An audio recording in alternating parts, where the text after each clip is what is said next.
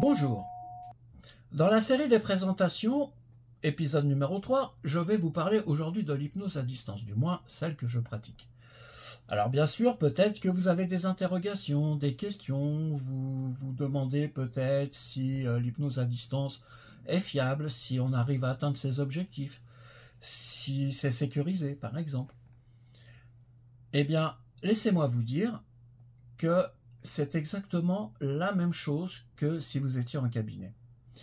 À ces détails près, c'est que déjà, vous êtes dans un environnement que vous connaissez, vous êtes dans votre environnement. Vous n'avez pas la contrainte du transport, donc pas de stress lié au transport, pas d'attente. Et donc ça, ce sont des facteurs qui sont quand même importants pour une séance d'hypnose réussie, parce que vous avez besoin d'être en confiance, vous avez besoin d'être détendu pour être plus ouvert aux suggestions. Et donc ça, c'est ce que l'hypnose à distance propose.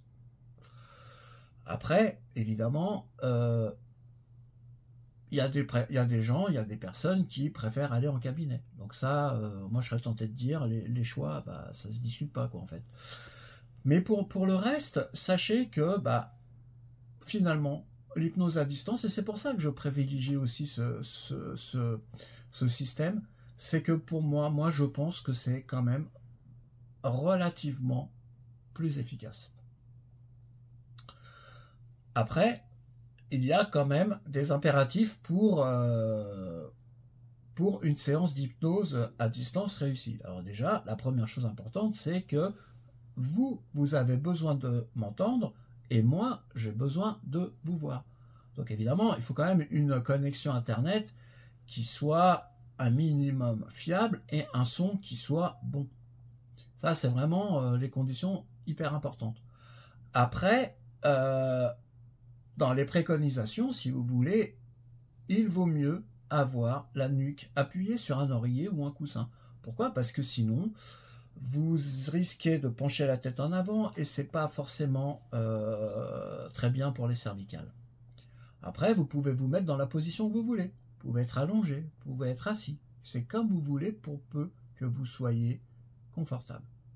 Et la dernière chose qui est aussi importante, c'est si vous faites votre séance par téléphone, eh bien, pensez à ce que ce téléphone soit posé. Parce que si vous le tenez, à un moment donné, il va tomber. Après, bien sûr, ne pas être dérangé par les téléphones éventuellement, ne pas être dérangé par d'autres personnes. Voilà, pour l'essentiel.